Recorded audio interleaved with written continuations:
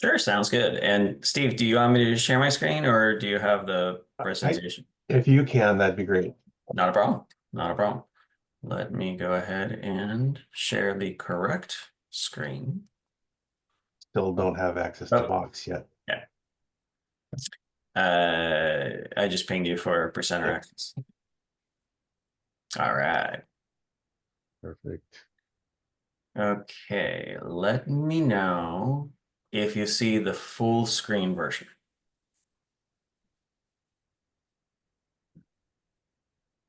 Yep, I All do right, see it. sounds good. Let me move my little Zoom guy over to the other side. Okay. So hello everyone. As both Steve and Travis mentioned, I am Tony Oliver, and I was with VSP for a handful of years where I met both of them. And when I was with that company, I spoke and I was part of the board for IIBA. I was a treasurer for a few years and got the opportunity to also present a couple times. So I'm delighted to be back.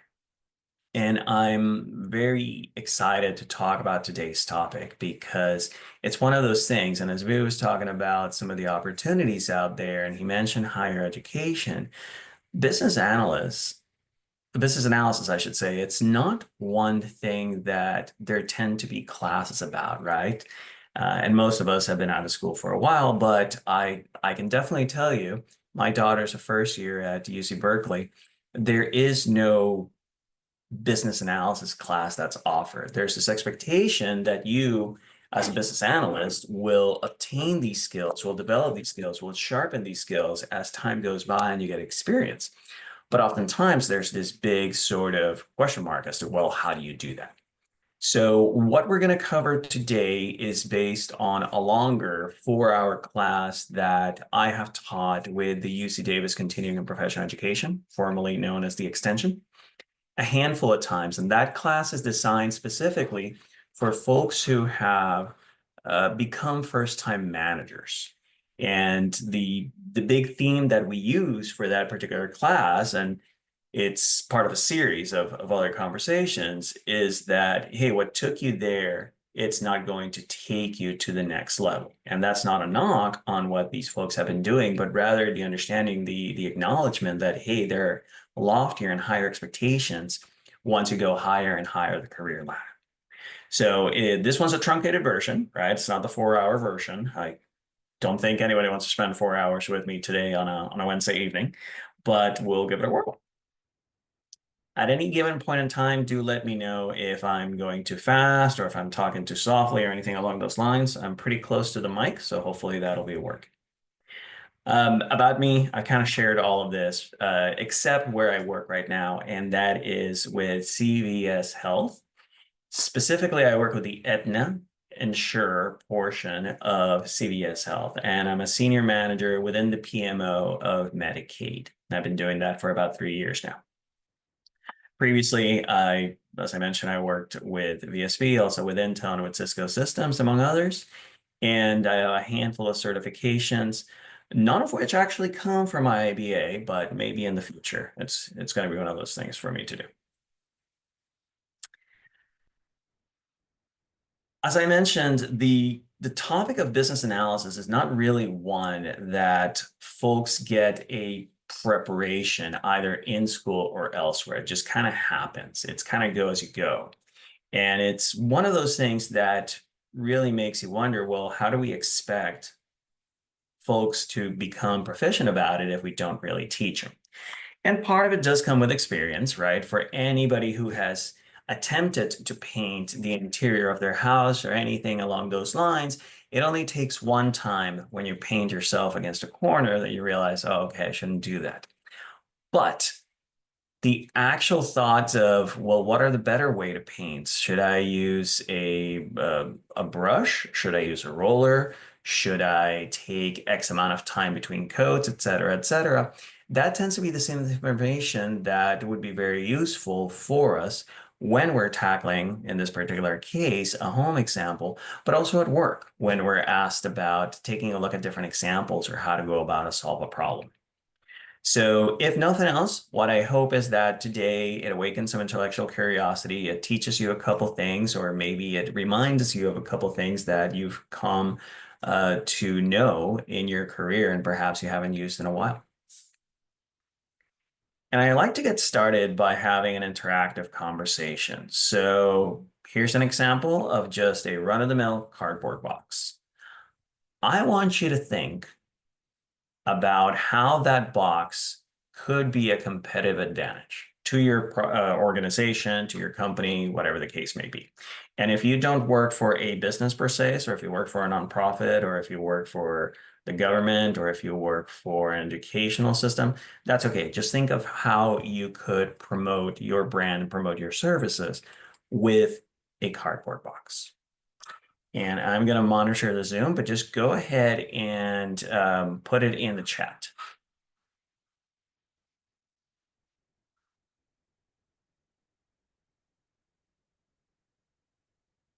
Okay. And I'm going to look to my left. That's my other monitor.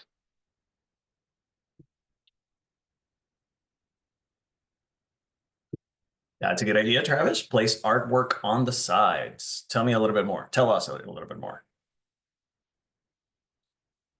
I mean, it's essentially a large drawing location. Yeah, Like basically you could set it up somewhere and say, hey, check out our wares, get our services, here's our emblem, make people interested. excellent. Yeah, silent advertiser, as it would be. Absolutely. Low cost as well. Yeah. Christina, nice to see you again. Tell us about your idea.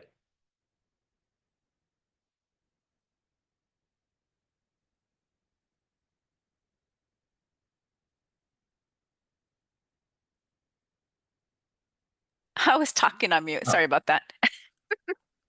Okay, so I was thinking that maybe using some catchphrases, some way to market the business, visual artwork, like he had mentioned. Mhm. Absolutely. Other ideas, other thoughts? Oh, Trish, if it was a brown paper grocery A box, you could put your grocery school. bag. All right, yeah. So you're thinking about reusing it then. Yeah, exactly. All right, all right. Let's see. Come on. Well, my idea is that a box that you can take with you if you are in those hybrid mode of working, that you can put all your office needs there. So Absolutely. It's reusable. It's cheaper than a crate. Okay. Peter, coloring the box, similar to the old Netflix envelopes. Ah, good idea, but it still has to be recyclable. That's a good point. I remember those envelopes. And much like Travis mentioned, right, it was always a silent advertiser, or not so silent because it was pretty bright colors. But everybody who touched those envelopes in the warehouse, the postal service, et cetera, anybody who came to your house and they saw the envelope on your not a nightstand or your coffee table, they immediately knew what was inside and the benefit of it. And if they didn't know because they were unaware of what Netflix was, it provided a great opportunity to kind of explain it. Let's see, Jaron. In addition to logo, artwork, catchphrase, we can promote our company to absolutely. That's a great call out. Let's assume that your company, your organization is using earth-friendly, planet-friendly, I should say, materials. It allows you to be proud and boast about that to everyone who is seeing your product go out. It brings about that brand halo, or that opportunity to really talk about the brand halo. Reconstructing into 3D models. Okay, that's an interesting one. Yes, you could certainly do that. Although I would say you as the organization perhaps might not gain the benefit out of that, but just like I mentioned with the brand halo, this could be something that would tell others, hey, look, we're thinking about the environment. We're thinking about ways in which this can be reused. Jill, okay. Agree with the business on a box, the recyclability. All right. A lot, because you're using manufacturing. True. So if you have an advantage when it comes to the actual production and manufacturing of this, it's going to be a cost reduction to the overall cost of business. Or better yet, if you are in the business of actually manufacturing these yourself, you can sell them to more customers than your competition. Your competition might be saddled with something that carries a big burden if they are not as cost effective. Bonnie, yes, delivering products to customers. Absolutely. Nice to see you again, Bonnie. Work for food. That's a good example. Yes, you can use it for personal reasons, as the case may be. Heather, Chewy asks its customers to take pictures of their pets with the boxes and post online. I would assume there's a lot of pictures of cats there because cats do love boxes. I know mine does. And Christina talks about the unique packaging and branding opportunities. So great. We spent about 5 minutes on that and we came up with, gosh, 10, 12 different ones. So it's a wonderful sort of example of how we can do that. Now, I'm going to phrase it a little bit differently. It's not just any box, but think about Amazon. Think about the last time that you received an Amazon delivery. It might be today, it might have been last week. And it might have been a box or it might have been an envelope, right? They're moving towards less weight consuming, less material consuming materials such as envelopes for the thinner things. What did you see there that provides a competitive advantage for Amazon? Some of the things we might have already mentioned about, but are there any other things that come to mind based on, again, the last time you went to the mail and saw a package there from Amazon?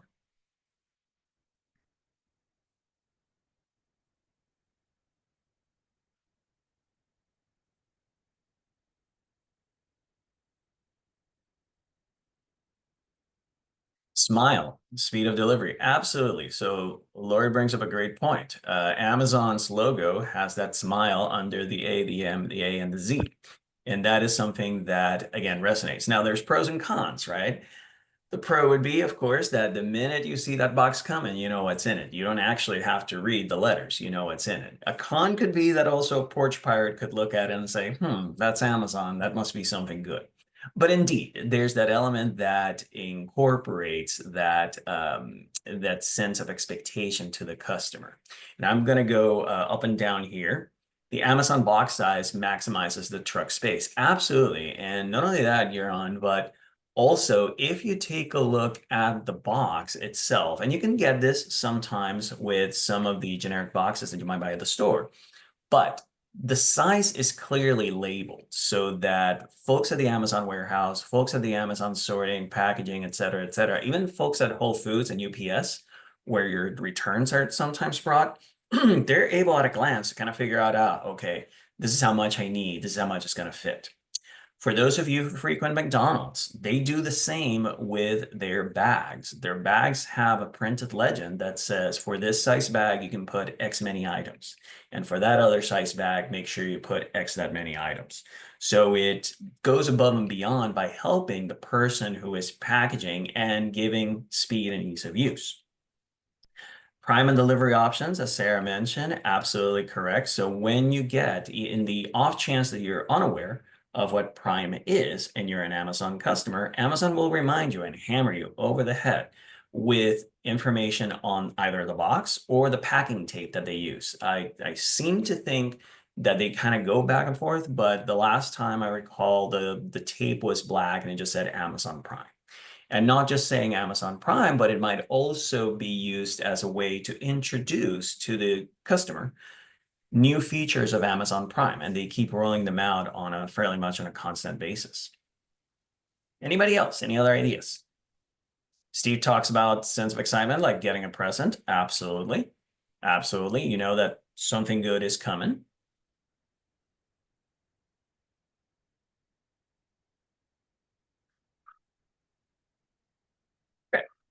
So why do I ask this? Because again, once upon a time, when you think of deliveries were pretty, the Corona version of the ice cream truck, absolutely.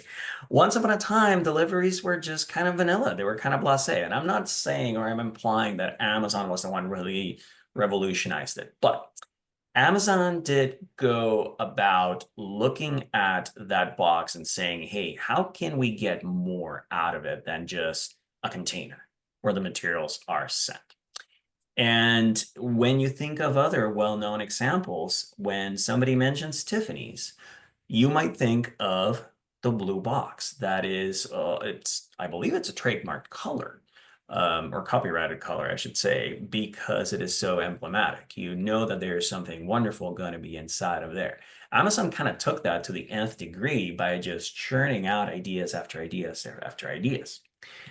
Some that we didn't mention, well, we spoke about customer excitement, but it's also priority scanning and handling. When you think of who Amazon ships its packages with, and yes, of course, they have their own fleet nowadays, but they also still ship via FedEx, via UPS, via the Postal Service.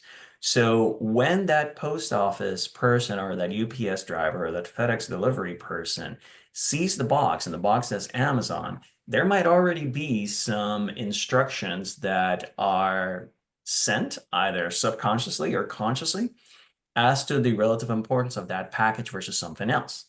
That is something that undoubtedly Amazon has spoken with those courier services and said, hey, look, when you see this box, you know it has something that's important.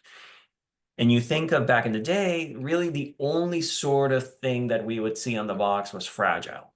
That was it. There was not fragile. It was just fragile or blank. So Amazon has been able to really raise the level of sophistication that they have in their delivery business, not just their own, but delivering for others. We mentioned promotion of services, Prime, Audible, et cetera, et cetera. And there's also the opportunity to advertise and put some information there for third-party products and companies. So granted, Amazon has its hands on pretty much everything, but if there was something that Amazon is partnering with, say a special event, maybe Thursday Night Football, something along those lines that they have done recently, Amazon can really leverage that space to go and capture more of the eyeballs out there.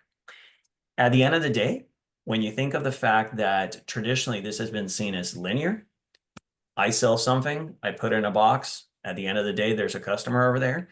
And now you've taken advantage of the voyage that that box is taken, independent of whether it's hours, days, or weeks, to really expose the Amazon brand and get more folks interested in it. Any questions here? Any thoughts? Real estate on the box. That's an interesting one. Tell us more about that, Christina.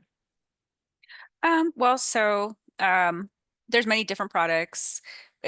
I'll give you another example, like an ID card. There's real estate on there.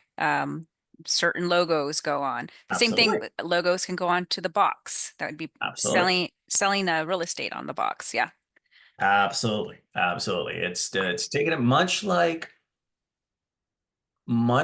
with AWS. They sell server space and they sell technology capacity. They could do the same with boxes. Now, of course, that one's kind of a dicey proposition. They want to make sure that they vet the partners. They want to make sure that it doesn't water down their brand, as well as the fact that it's going to be at the expense of the space that they can then themselves devote to their brand. But yeah, that's a great idea. Like a Formula One car, absolutely. They're very much so, very much so. Or NASCAR too, right? Sometimes those are walking advertisements. Exactly. Yeah. Well, cool. All great ideas. So this is a wonderful example of business acumen, right? If it's one of those things that if I ask you, hey, can you define business acumen? Oh, we could have come up with 10 different examples. But when we actually think of putting it in action, we think of ideas and we think of those elements. Now, both the IIBA and PMI have slightly different definitions, as is usually the case, but they kind of cover the same ground, which is from an IIBA perspective, it's all about our ability to understand the business needs. And again, when I say business, think organization. So it's business, government, education, et cetera, et cetera.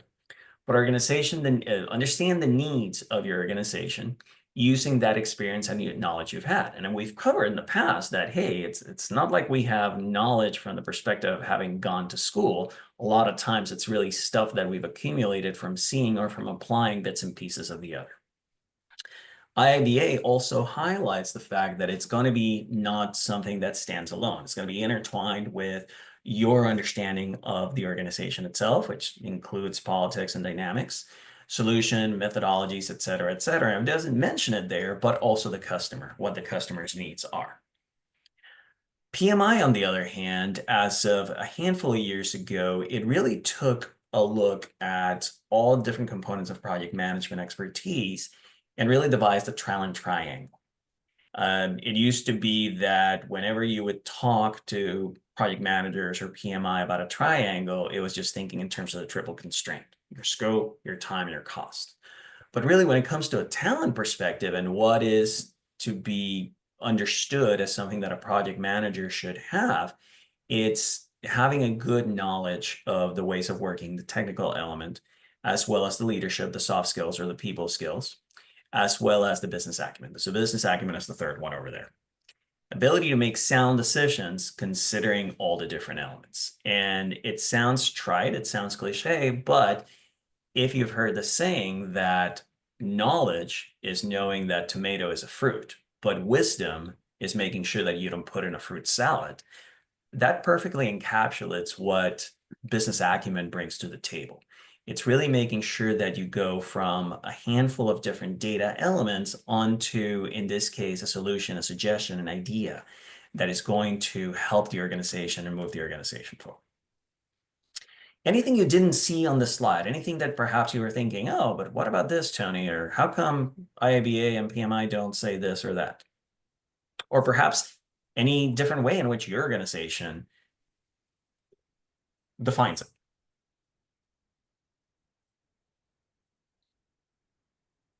All right. So why is it helpful? And this, again, is one of the things that I talk to my students who take that UC Davis CPE class. And it kind of goes into a whole bunch of different buckets. I've tried to put them into two large groups, but on the left, or my left at least, you have sharpened decision making, which is something that we all need to do, even in those scenarios where you are not the decision maker, with quotation marks, in a company. Nevertheless, you're being asked for your perspective. That's where business analysts usually shine. They're asked to take a look at a handful of opportunities, or perhaps to come up with opportunities rather. So business acumen is going to help you not just stand out, but also really understand what the executive mentality is, or the customer mentality. That's perhaps more important. And from an organizational standpoint, it's all about, again, you're increasing your revenue, you're reducing the cost, et cetera, et cetera. Ultimately, that brings about an improvement in the profit structure of your organization. But it goes beyond that. It's not just about the product or the project at hand. It's also about making sure that we're constantly evaluating everything that's coming down the pike. So what opportunities are there? What threats, what weaknesses, what strengths do you have? And being able to anticipate the market shifts. So all of these are good reasons to kind of think of constantly developing your business acumen, as much of you have here doing. I mentioned this earlier. So what took you there, what took you here won't take you there, is what we tell the students. And it's not a criticism. I don't want anybody getting the wrong impression here. It's not a criticism on what you have done and what we have done, because we're all successful. We're here. We're members of the IBA. But it's all about making sure that once we reach that mountain and we say, okay, what's next? Chances are that it's going to be a higher mountain. And granted, might be a higher mountain in the same industry, or it might be a higher mountain in the same industry. But those are going to be different challenges. And for those challenges, you're going to need different perspective. Not a complete change in the perspective, but you're going to be exposed to things that perhaps you didn't see before, you didn't encounter before. Maybe they weren't around before, right? A lot of the challenges that we see in the organizations right now are because the market dynamics are moving. And when it comes to, and I have to say that I love this quote, and not a day goes by in work life and also in personal life that I don't think about it. And it's from Irish writer George Bernard Shaw. The single biggest problem with communication is the illusion that it has taken place.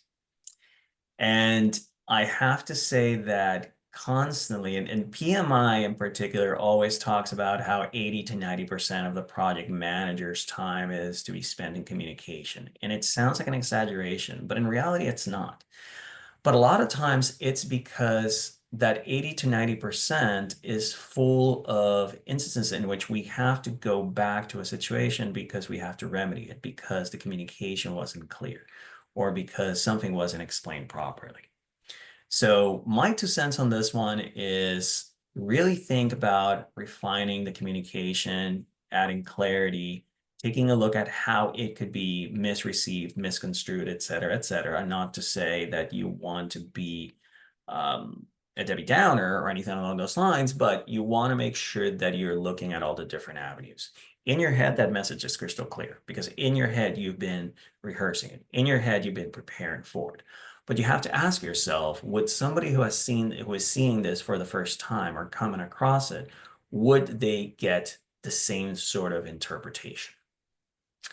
Also take a look at the communication channels. So nowadays, it used to be that we had face-to-face communication. And then, of course, we had the phone. And then we had fax machines. And then we had email. And now we have Slack and all these different things. Evaluate how that message is going to be construed. And I'm not saying that it has to be distilled to only 80 characters or anything along those lines, but we have to be mindful about how how much information is overload and how much information could be done. If you think of an accordion, think of how it expands and contracts. If you think Excel and you have a lot of data on the screen and you have all the different categories, you can double click on an issue. That was something that at Intel, people love to say like, oh, let's double click on that, or let's not double click on that, discussing whether to go into more information or not. One trick that I have personally found to be very helpful, or one resource, is the rise of artificial intelligence. And I have to say, I'm not one of these people who love artificial intelligence and couldn't wait for it or anything along those lines. But over the past couple of months, I have been using, in particular, the Microsoft version, which is called Copilot, and it's embedded into the Microsoft Office suite of applications. When you think of that, and independent of whether that's Microsoft or Google or Apple, any of the others, we've been playing with some of that in the past. Whenever you are drafting something on Microsoft Word or something on Microsoft Outlook, those two software programs will kind of tell you, hey, you can do a spell check, yes, but you can also do a grammar check and you can also do all these different things. If you haven't had the opportunity to kind of use one of these AI tools to help refine the language, try it. Upload or paste some text and just ask, hey, what are ways that this could be refined? What are ways that this could be changed? Or can you tell me some possible pitfalls or anything along those lines? Obviously, you have to make sure that your company, your organization is okay with that. So that's why I say first try it out with something completely innocuous, right? It could be just taking a look at your resume and uploading it to one of these chatbots, not chatbots, ChatGPTs, and asking it to critique it. You'd be surprised by some of the elements that it'll come up with, suggestions that you might have never thought about. And I'm taking a look here at the chat. Sarah mentions, good reminder to refine the communication. Absolutely. Too much for execs and you lose them. It is very unfortunate that it comes to that, but what is it? TLDR, too long, didn't read, seems to be something that not just teenagers do from the viewpoint of kind of refining the communication. I have personally always found it useful with my PowerPoint decks. Not in this case, of course, as a training deck, but when I am presenting something at work, to have an abbreviated version and then have some backup slides in the back so we can go easily, seamlessly back and forth if there is a question that requires a little bit deeper view. Occasionally, you might find an exec who does really want to see everything, and that's okay. That's a blessing.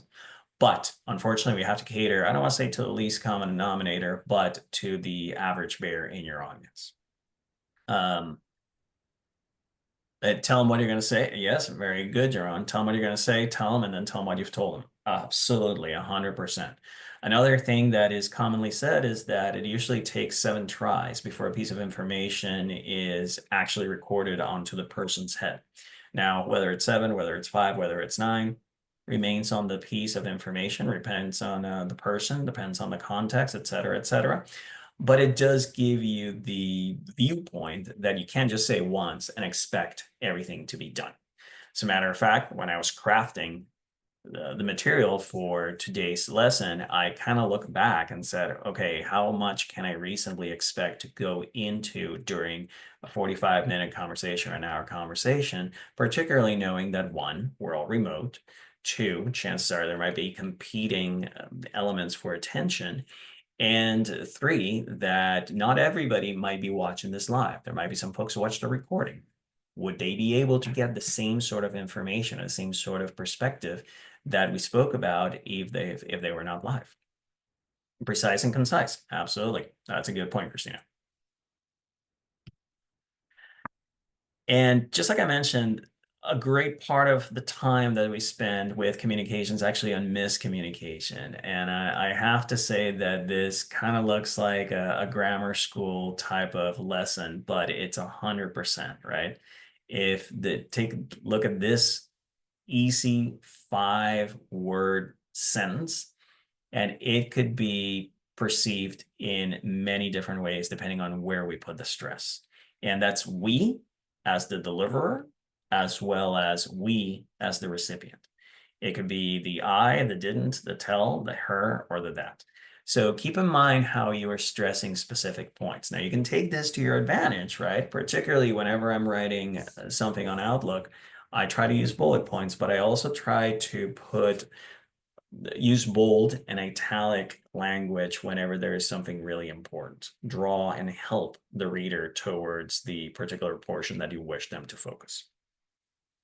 And despite the goodness that is Chat GPT and all those things, if you have the opportunity to run it by a fellow human being, by all means do so. I have to say that that has saved me in the past. I have saved some other people as well to kind of think about, hey, this is how I'm reading it. Is this how you meant to send it? Because it could be interpreted. Any thoughts, any ideas from folks, any examples, any horror stories you wish to share or anything along those lines?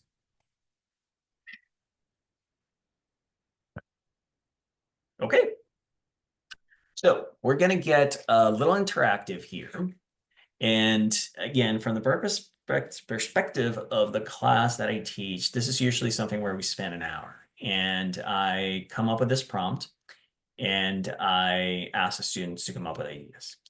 So the scenario is that you are thinking about opening a gas station.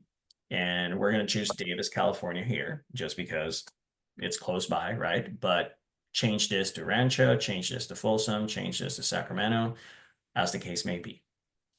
And in particular, you need money, as we all do, and you're going to a bank or a credit union to ask for a loan. What factors do you think that the bank is going to ask you if you have considered, if you have thought about when evaluating your request? Think about it. Write down a couple things in the chat. I'm going to go get some water. I'll be right back.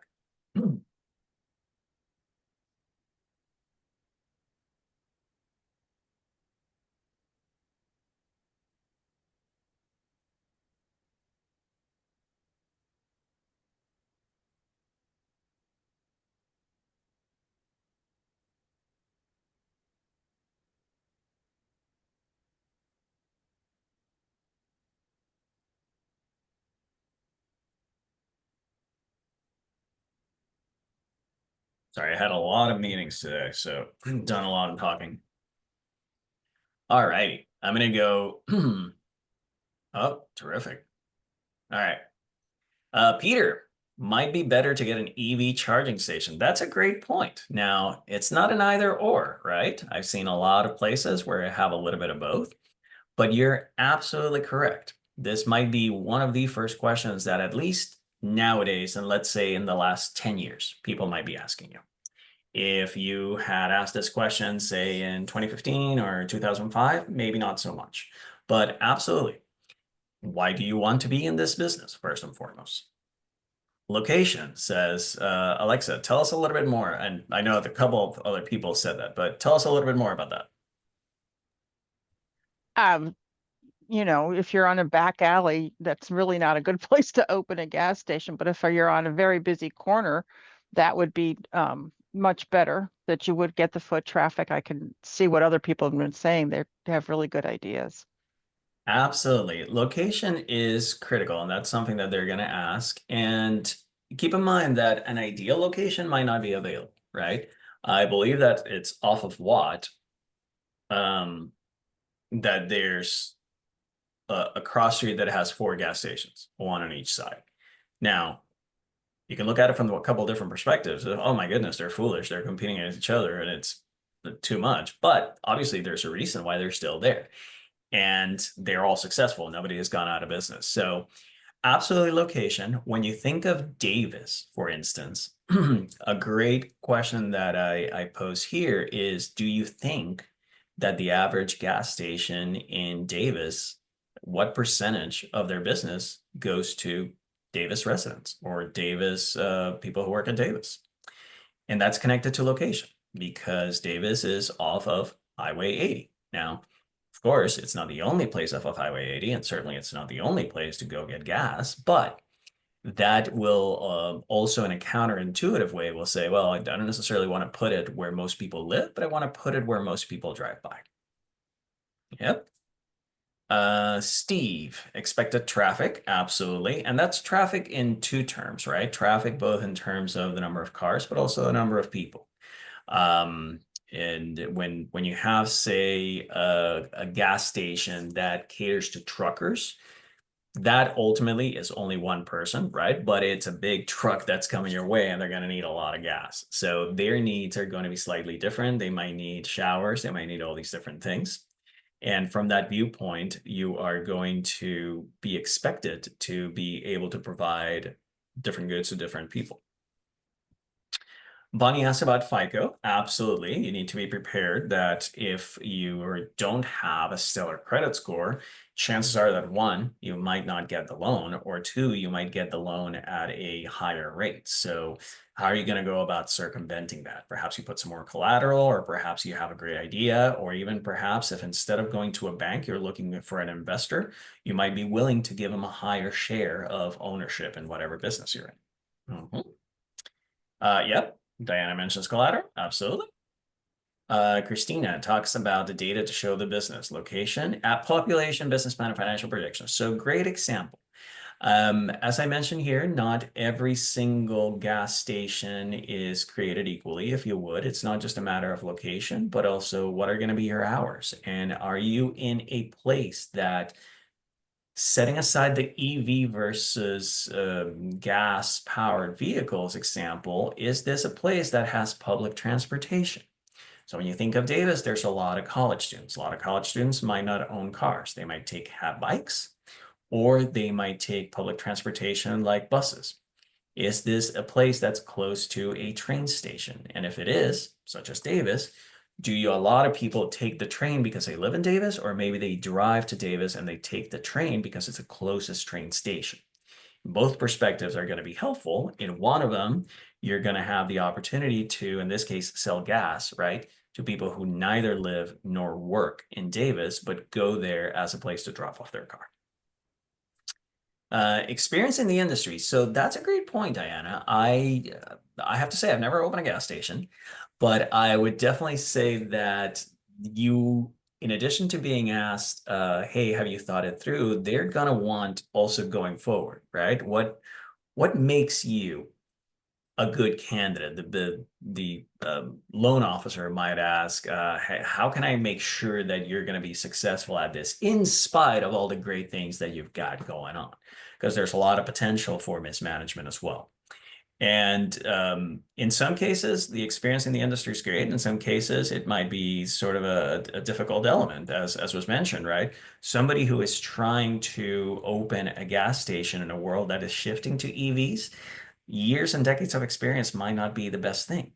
On the other hand, somebody who is looking to kind of do a phased gradual rollout and perhaps phase out of gas stations and go slowly by perhaps removing 50% of their gas pumps to electric charging stations might get a more beneficial or a more pleasant perspective from the loan officer.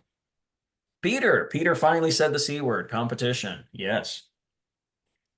How many gas stations exist? Where are they in the area? And oh, by the way, is there something that you're offering that the others don't? When we think of gas stations, it's really hard to differentiate, right? The average gas station is going to have your gas, it's going to have your water, it's going to have your air, it's going to have a mini mart. Some of them might have a car wash. Some of them might have an ATM, but that's kind of about it. If you have traveled, however, in an area that has a Buc-ee's, and these are all over the southeastern coast of the United States, and even all the way to Texas, you know that there is a fanatical, and I mean fanatical, following for these convenience stores. And let's say convenience stores because at the end of the day, yes, they sell gas, but gas is almost secondary. It's all these products. These convenience stores are 3, 4, 5, 6 times the size of a regular convenience store. So much that people might say, well, even if gas is cheaper over there, I'm going to go here because it does have a Buc-ee's. And sometimes here in California, as in other places, you might see the gas station that, hey, it has something else connected to it. It might be a Burger King, it might be a McDonald's. I haven't seen anything with Starbucks, but you never know. There's going to be those opportunities for cooperation to kind of share some of the real estate and bring some more folks in. What other services do you plan to offer? Deborah mentioned it there. And absolutely. And when you think about it, once upon a time, car washes were separate than gas stations. And once upon a time, nobody thought of like, oh yeah, let's go to put an ATM there. As a matter of fact, once upon a time, nobody thought of ATMs, right? It wasn't until that kind of came about that it does this big thing. And what's next gas station? What's close? What isn't? As well as also what are your hours, right? We expect nowadays that gas stations are going to be pretty much open 24/7. Sometimes that's not the case. If you go to Costco and it's after 10 p.m., gas stations are gas pump is closed. But if you go to your average run-of-the-mill gas station, even if there's nobody there at the convenience store, you can still be sure that you can pump gas. So taking a step back, and I know there's a whole bunch more messages here that you've written, but these are great examples of, again, business acumen from the viewpoint of kind of anticipating those questions and getting the perspective from a different audience. Keep in mind that your audience here is that loan officer or loan committee, as the case may be, that makes those decisions. Now, granted, they're interested in your perspective as how you have thought about the customer base. So those two are going to be intertwined. But you want to make sure that, again, going to communication and tailoring your message to your audience, you have thought this through and you have come equipped not only with the data, but also a compelling argument of how you're going to put it all together. All right. All right, moving on. Challenging assumptions. So we spoke about the very first question, right? It was like, hey, do we want gas? Do we want EV? I want to make sure that if you remember nothing else from today, I want you to remember the origin of the phrase devil's advocate, because a lot of times it's used in conversations, and the minute somebody utters the words, we get put in a defensive position. We get put in, oh, okay, they're going to try to shoot my ideas, or they're going to try to be a jerk or something along those lines. You want to make sure that you're actively thinking about the why and the why not. The origin of the phrase devil's advocate actually comes from the Catholic Church. When in the Catholic Church, somebody is being considered to become a saint, to be canonized, the church goes through a very detailed process of documenting that person's life.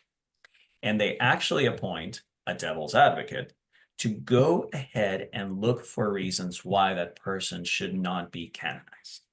So it does not have, that person who is playing the devil's advocate does not have a bad attitude. That person is not out to get you or anything along those lines. It's about making sure that the argument is stronger. And when you take the advocate portion of it, that comes from advocacy, that comes from the root word for law in Latin, in an attorney. That's what attorneys do to prepare for cases. There's always a ample time in which they and their staff and the witnesses and the persons are kind of working just to make sure that they're strengthening their argument. Same thing when you're preparing for a debate. You want to make sure that you are anticipating and thinking of all those different things. So again, for trivia purposes, next time somebody talks about devil's advocate, you can go in and wow them about the origin of the phrase. And there's perhaps no better example of this than Abraham Wold. And I have the link over there. I'll put it in the chat as well. This comes from a Medium article, but Abraham Wold lived in last century. And around World War II, the United States was looking at the planes that were coming back from active military duty. And the military brass convened a lot of great smart minds and asked them, hey, take a look at the planes. Where should we strengthen them? Where should we perhaps bolster the protective gear, et cetera, et cetera? And the average person, the average bear, and again, these were smart people. We're not talking about some folks who had no experience or anything like that, looked at this picture that I'm showing you here on the plane and say, well, looks like they got fired there. Looks like they have bullet holes here. Looks like they were under attack there. So of course we should go ahead and bolster the protection there. We should have stronger materials, et cetera, et cetera. Abraham Wold actually took a different approach. He looked at the data and he said, absolutely not. You should not put it there. And everybody was taken aback saying, well, why not? Like you're really going against the grain here. What makes you say that? And he said, because it's very important to think that we're only looking at the planes that have made it back from active combat. These planes were shot in those locations, and yet they still made it back. What we don't have is information about the other planes that were shot and went down. So chances are that they were shot in the areas that these were not. And the military kind of looked at that and said, yeah, that's a great point. Now, does it mean that the military couldn't look at some of these other places and say, okay, yeah, we should probably make sure that we put some more materials on the tail or anything like that? No. It just means that in this case, Abraham Wold was taking a viewpoint that was completely different by challenging that assumption and making people think about something that they were not seeing in the data, because the data itself was not necessarily flawed, but it was biased. There wasn't all that information there. Okay.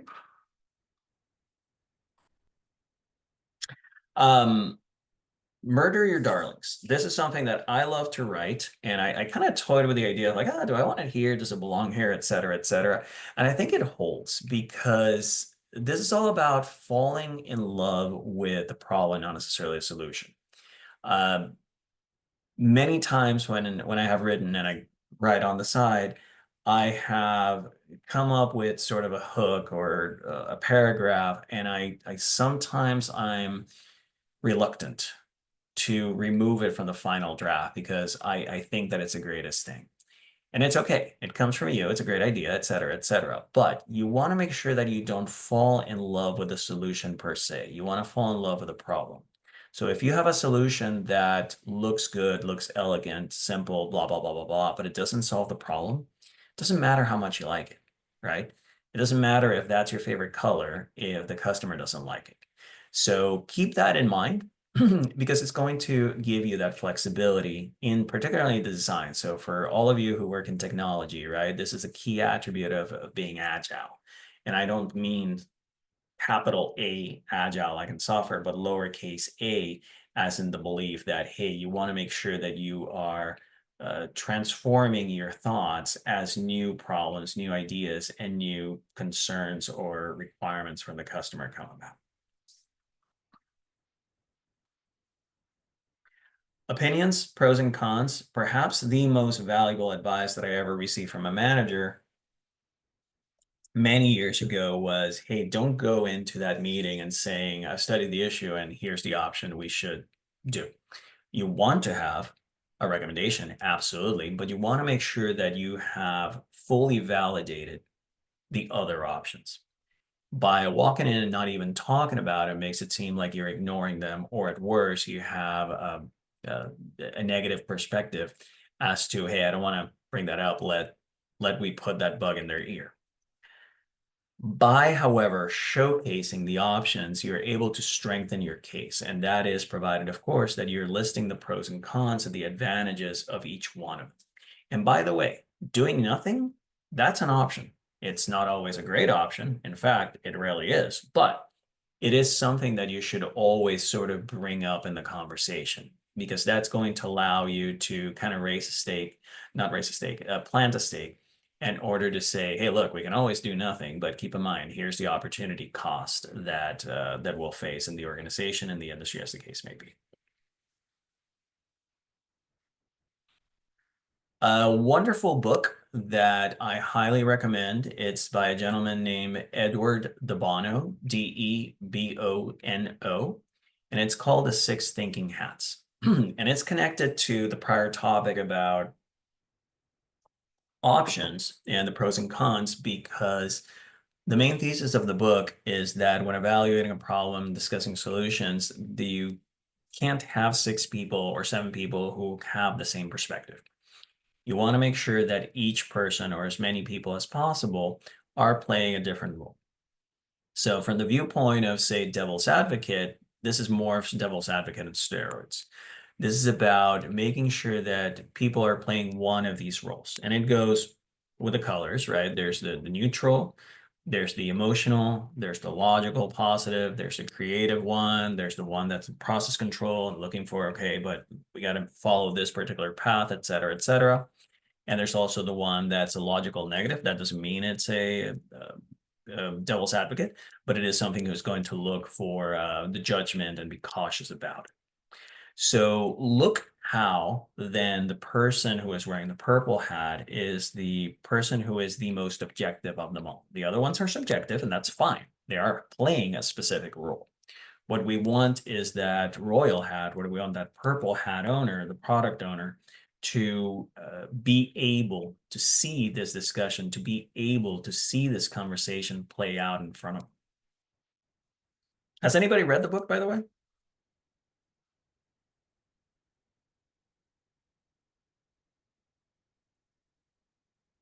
Okay.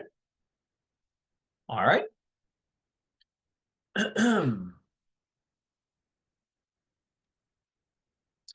Impact analysis, and going back to things that have helped me in my career. My second job out of college was with Cisco Systems as a project manager, and we had a standing weekly meeting called just that, impact analysis.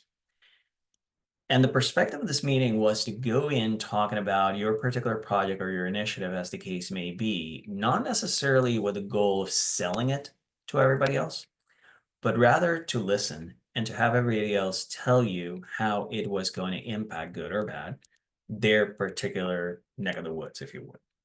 So keep in mind, this is around 2000, the dawn of internet commerce, and we were building a lot of siloed, not yet well-connected components of the internet commerce experience. And this meeting was exceptionally helpful for us to kind of gauge the, yeah, okay, now that's going to hit you. Yes, I can see it. Or hey, this is how your portion and my portion are going to work together. Oftentimes, many times, I should say, the default perspective when we go into a conversation, when we take a look at the impact analysis, is to say, if somebody else is impacted by this, they'll let me know. And that's very unfortunate because 1, they might not always let you know. 2, they might not know themselves. I have found that it's a whole lot easier and a lot of helpful to kind of go in with the opposite perspective and say, I am assuming that this is somehow going to affect you. Tell me if that's not the case, because then they think more broadly, and then they think of the connections. They might be thinking that, oh, okay, well, it doesn't impact me, but then I give it to Bob, and once I give it to Bob, I'm done with it. But Bob might say, well, wait a second, but now that causes a problem for me, etc. So again, impact analysis, the perspective of making sure that you anticipate, yes, but that you don't go in with an opt-in mentality, but rather an opt-out mentality, to take a word from email marketing, so that things are not missed. One of my favorite tools, and this slide is not necessarily connected to the others, but the Eisenhower matrix, named after President Eisenhower, although he was a fan of this before he rose to the presidency when he was in the Army. So a 2x2 grid, and that's all it took for him to figure out where things would fall. Is it important? And is it urgent? If it's urgent and important, do it now. If it's important but it's not urgent, plan for it. If it's not important but it's urgent, go ahead and delegate it. And if it's not urgent and not important, go ahead and eliminate it. Now, of course, he was the general, supreme commander of the army and later president, so he had the opportunity to eliminate a lot of things that perhaps we might not get to. But this can help you really kind of gauge what you have on your plate and what can be done and when it can be done. So sometimes not everything will be done. Sometimes not everything that has to be done will be done right away. I have to say, without exaggeration, that each morning I kind of look at my to-do list and see if the same sort of prior positions of where things would fall hold. And sometimes it changes day on day based on a new project that's come about or something else that has been discovered. Okay, timing and having the information. So here we have General Patton, not General Eisenhower, and Scott Bezos. Now, anytime I present the slide, some people have a little bit of an allergic reaction to it because we are trained to want to only be able to act when we have all the information. In reality, that's not always the case. That's not always a privilege that we're going to have. In reality, if we wait to have all the information on a risk before the risk materializes, chances are that when it does, we're going to be caught unprepared.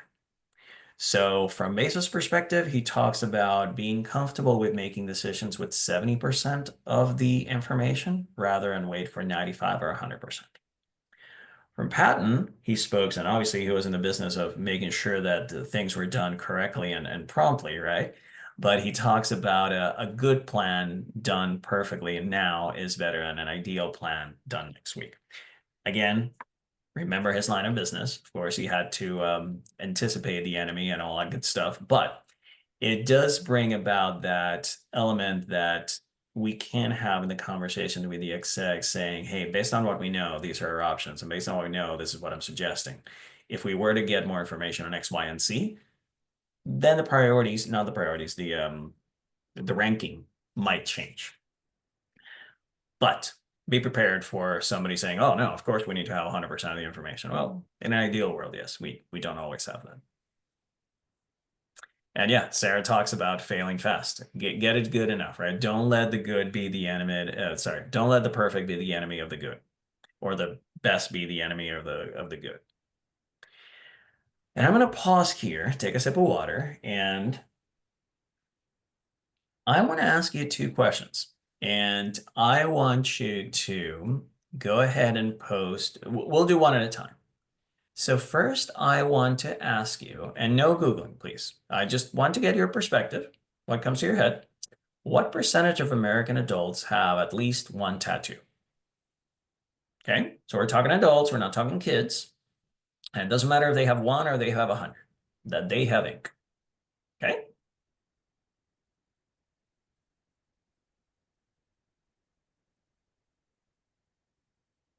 Okay, seeing 1, 2, 3, 4, 5 responses. Okay.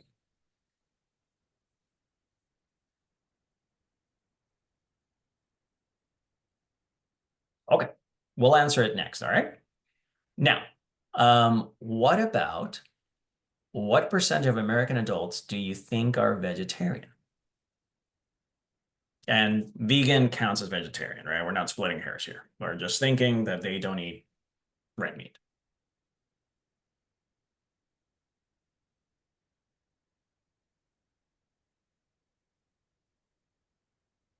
Okay. So the reason why I ask these questions is think about your biases. And I don't mean the bad bias like racial bias or gender bias or anything along those lines. Bias is something that's already in your head that would make you form an opinion or a thought on an issue without necessarily considering the data. Now, perfect answers on this don't exist, right? Because obviously there's no way to check every single American adult. But according to an Ipsos poll, IPSOS, 30% of American adults have one or more tattoos. According to a Gallup poll, 5% of Americans call themselves vegetarians. Now, I want you to think of your answers and ask yourselves, were you high or low? And if you found yourself as an outlier, is it because you have a tattoo? Is it because you are a vegetarian? Traditionally, when asked about the percentage of American adults who are vegetarian, people who are vegetarian, they tend to think that the answer is higher. Similarly, if you hang out with a lot of vegetarians, chances are that you're going to think the number is higher. Same thing with American adults and tattoos, right? If you have a tattoo, chances are your answer is going to be on the higher end. Whereas if you don't, you might think that it's a little bit lower. Now, of course, I do want to point out again the two surveys that I mentioned. It was folks providing their own the responses. People can lie on surveys, et cetera, et cetera. But ideally, nobody should lie about either one of these things. They're not controversial. And do note, of course, that I made it very broad about American adults. It is true that there is a large generational differences here. Younger people tend to be more inclined to have tattoos than older people. And younger people tend to be perhaps more inclined to be vegetarian, or at least consider themselves vegetarian at the time being, right? We're not asking if they will forever be a vegetarian. So Sarah, apparently you know too many people with tats. Absolutely. All right, we're in the home stretch here.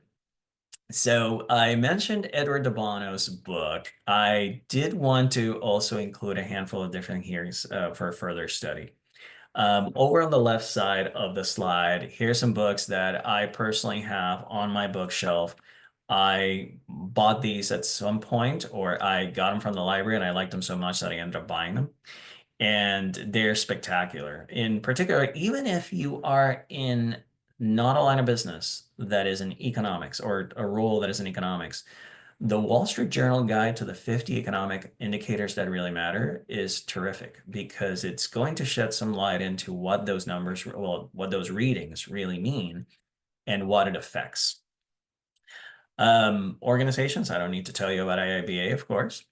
When it comes to publications, the 5 that I have listed there, or rather the 4, with the exception of McKinsey, they are all subscription based. However, you can create an account and get, I think it's up to 5 or 10 different articles per month as the case may be.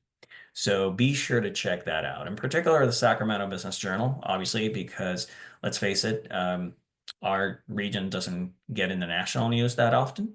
So it has some wonderful information, particularly each week it'll have what's called the top X of whatever industry.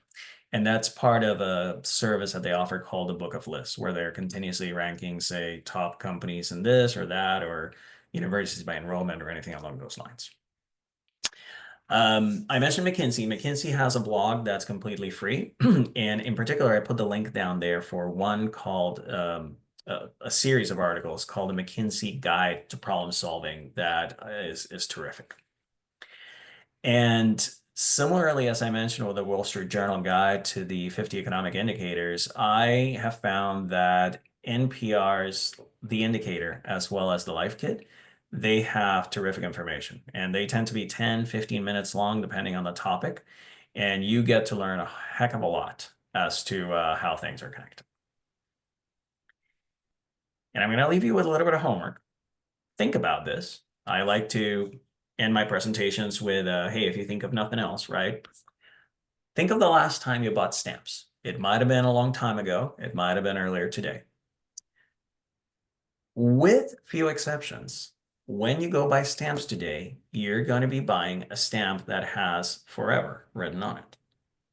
And that's based on the decision that the United States Postal Service made to really fundamentally change the way they sold stamps. Once upon a time, right, if postage was 25 cents, those stamps said 25 cents and you paid 25 cents a stamp.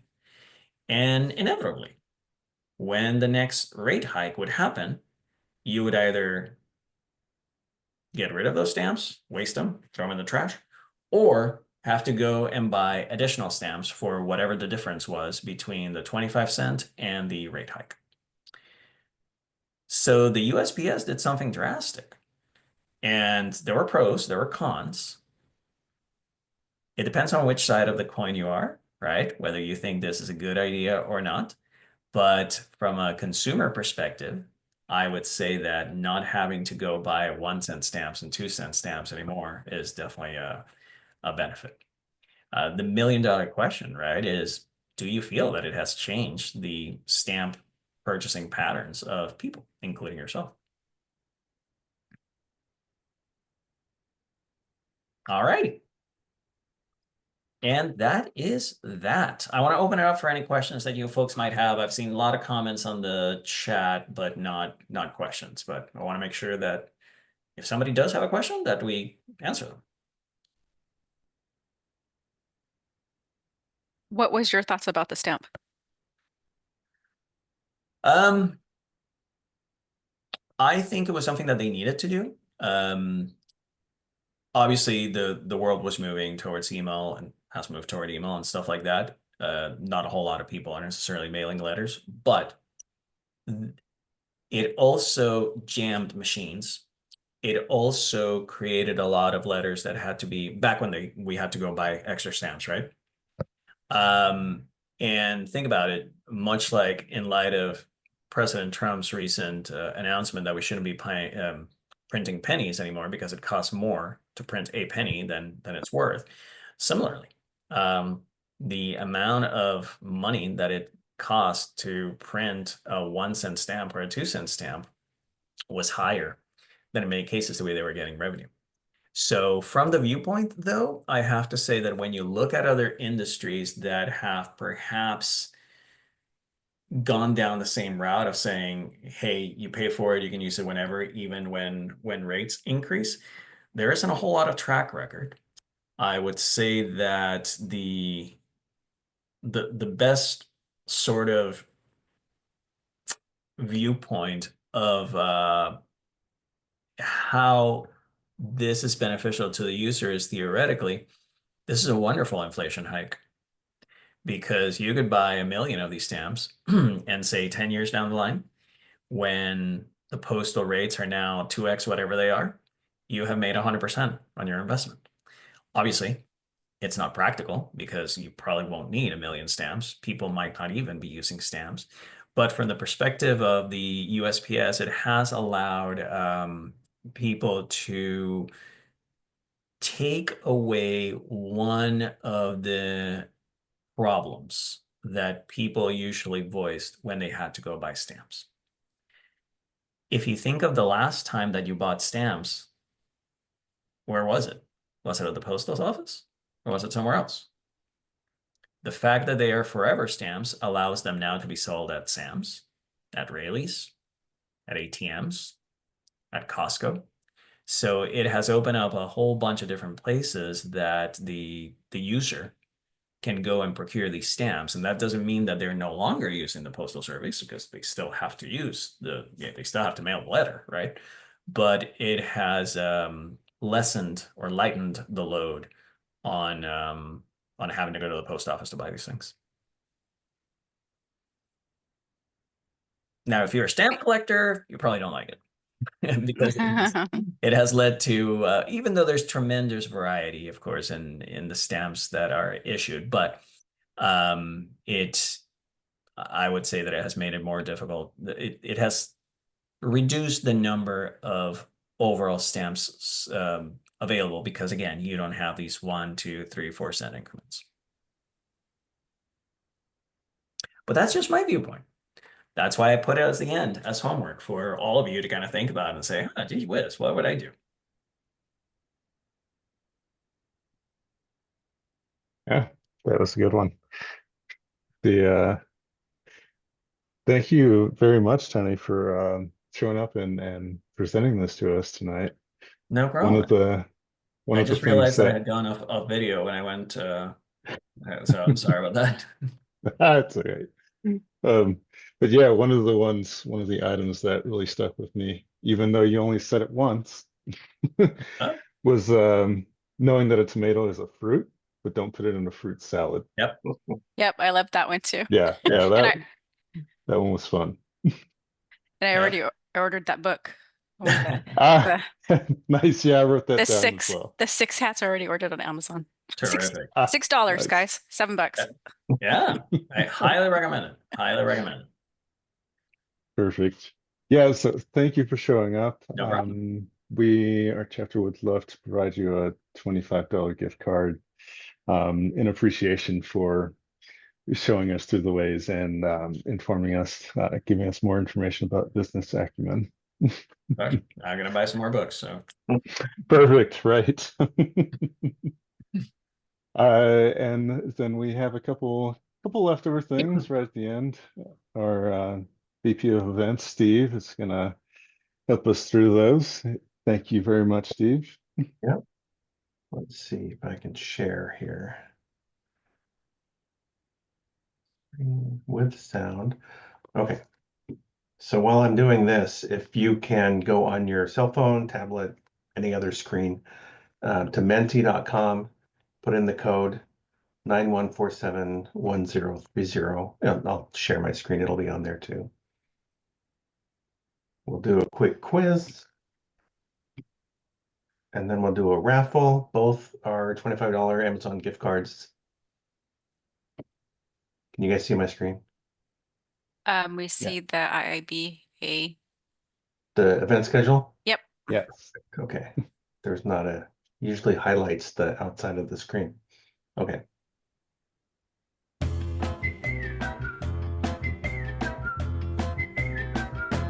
All right, so we have 16 people. There's still 29 people on the call. Give it a few more seconds. I didn't enter. I don't want to be an Amazon gift card hog. And you know all the answers. Exactly. And maybe we can get to 20. Okay.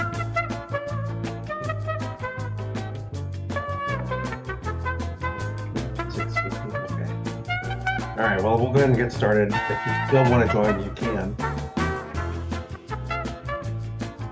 Can you hear the music? Yeah, it's your unlisted. Got a feeling we'll be hearing the music in our heads for a while. Yes.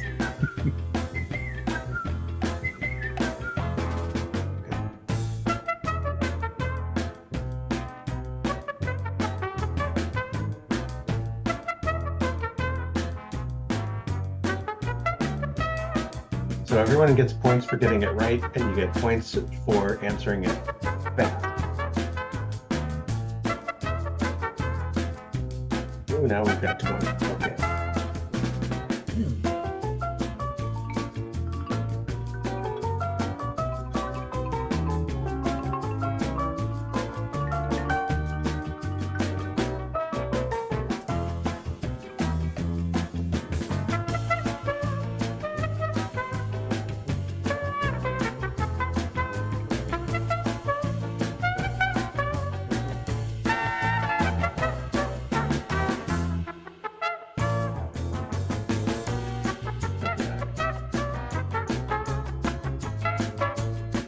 Question 3.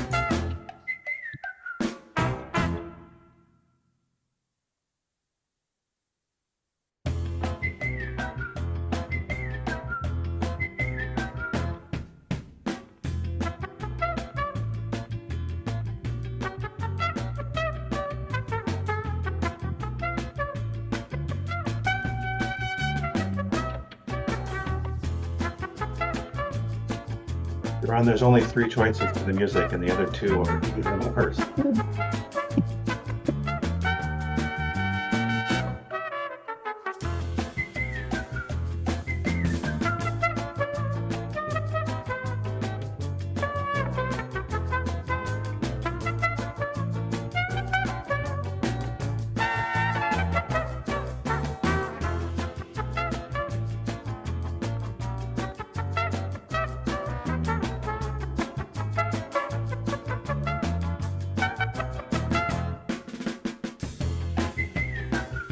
No wrong answers. Last question.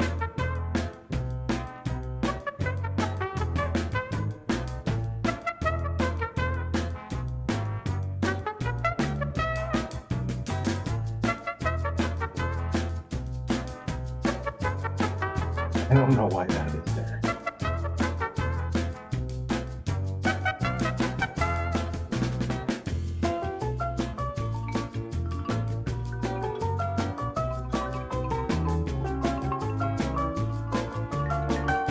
Nobody was 50 points or more. All right, and the winner is okay,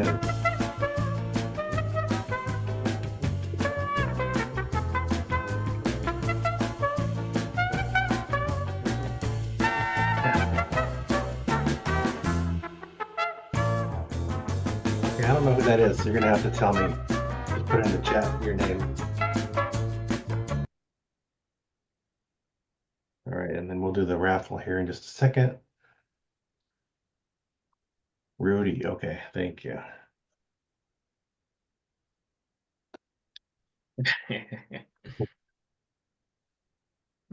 Okay, so now the wheel of names. All right, so one prize, $25 Amazon gift card.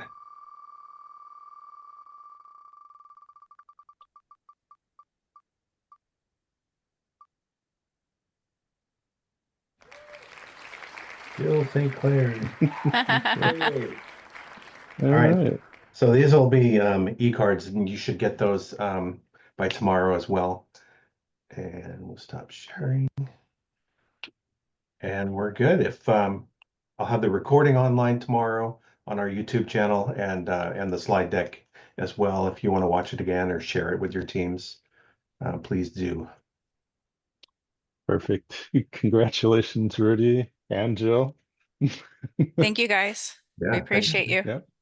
Yep. Thank you everyone for showing up. And once again, thank you, Tony. My pleasure. And Thanks for having us. Great yes, presentation, Tony. Thank you.